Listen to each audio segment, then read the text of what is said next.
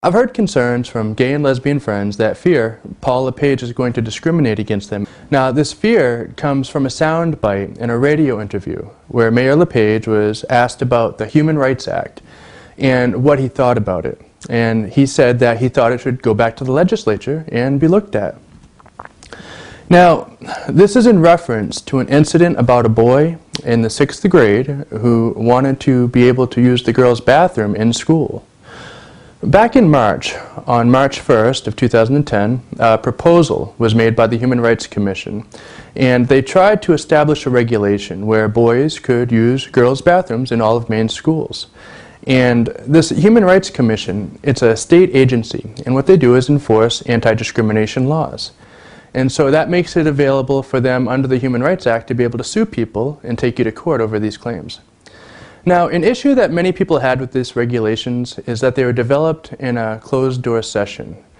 And the plan would establish a mandatory transgender bathroom regulation for all Maine schools.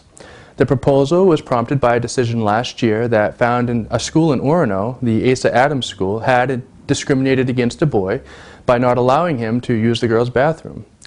And using this one case, they justified putting another regulation on the books. And so the Maine Human Rights Commission had a secret meeting in December, and the public wasn't notified. But Mary Bonato was. Mary Bonato is the director of the Gay and Lesbian Activists and Defenders. And she was invited and allowed to also present a legal brief at this meeting.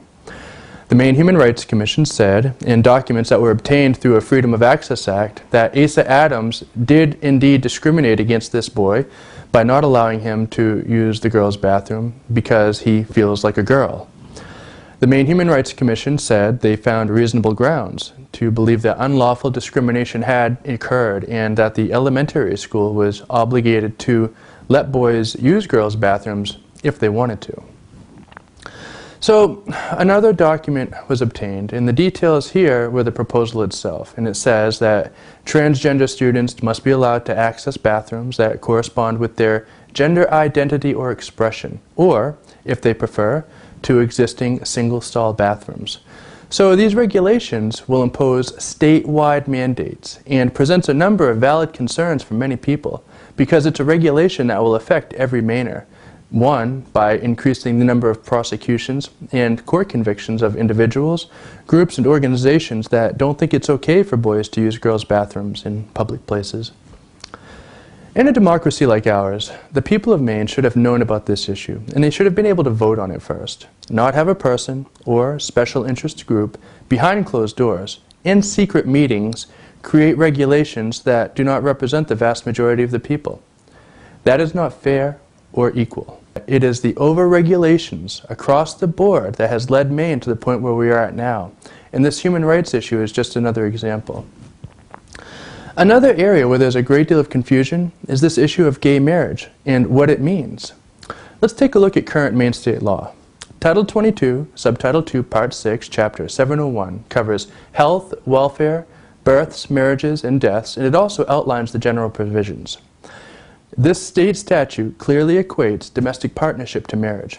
And here the law is perfectly clear. Domestic partnership is equal to marriage. This is the key and something that we'll look at a lot closer. What is state law and what is federal law? Keep in mind that domestic partnership was not created for just same-sex couples. It was created for heterosexual, gay, lesbian, bisexual, transgendered, questioning, and queer folks back in 2004. Same-sex couples have had all the legal rights and responsibilities as everyone else under Maine law and have had so for 6 years now. Maine does not discriminate. You have seen and heard the commercials on TV and radio where the leaders and supporters and those that don't understand the issue say things like, gay couples can't adopt in Maine. Well, that's not true. Same-sex couples can adopt, and they've been able to do so since 2007. You've heard that they can't visit their spouse in the hospital, and that's not true either. They can visit their spouses in the hospital, they can file income taxes together, they can buy homes together. Federal law is where the problem is. That's where same-sex couples are running into issues, and it involves programs like Social Security. However, it's not just same-sex couples that are having those problems. Social Security is the problem. We must keep in mind that Social Security is not secure. It is bankrupt, and it is not going to be available for any of us as we get older. Social Security has failed us all. If Mainers would have changed the legal definition of the word marriage in 2009, that would not have changed federal law, which is where the discrepancies are. There is nothing in the Constitution that prohibits same-sex couples from taking part in legal binding agreements that are required to share their lives and assets upon union, as well as evenly dividing them up when they separate and divorce. As long as they are consenting adults and not currently married to anyone else, there's no problem.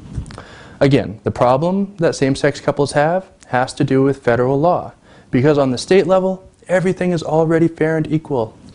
This is a very important issue, and it is important to know that under Maine state law, all is already equal, and that there is nothing any governor, whether it's Mitchell or Cutler or LePage, will do to change federal law. No matter how many times or ways Mainers change the state law, it would not change the laws of the other states in the country. So that then begs the question, why was this multi-million-dollar campaign consisting of attack ads, misinformation, and propaganda waged on the good people of our state from special interest groups out of state? Think about this. What would have happened if gay marriage would have passed? Let's look at the referendum question closely and see exactly what it's asking us to do. Here's what it says. Do you want to reject the new law that lets same-sex couples marry and allows individuals and religious groups to refuse to perform these marriages? This is really two questions in one. The first part is asking if you want to reject the new law that allows gays and lesbians to enter into a legal binding contract, which is already something they've been able to do in Maine for the last 6 years. And the second part is asking if you want to legalize discrimination against same-sex couples by allowing individuals or groups to be able to refuse performing those weddings. Question 1 was defeated, and heterosexual and same-sex couples are still allowed to legally join together in matrimony under state law. So the first part of that question had absolutely nothing to do with rejecting them. The second part was asking us to legalize discrimination against an individual or religious group by allowing them to refuse to perform these ceremonies.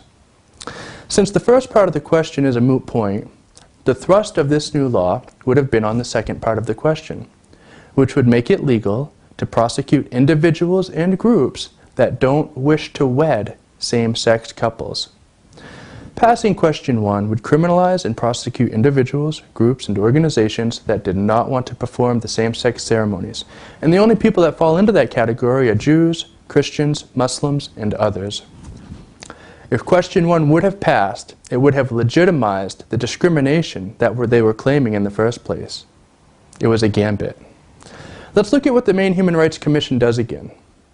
Under the Human Rights Act, this state agency enforces regulations they create and has the authority to sue people under state law based on claims of discrimination because of sexual preference and gender identity disorders. Also, passing question 1 would have allowed on the federal level for charges of hate crimes to be pressed against those religious groups for refusing to perform their wedding ceremonies. We will be looking at this in depth as we go forward.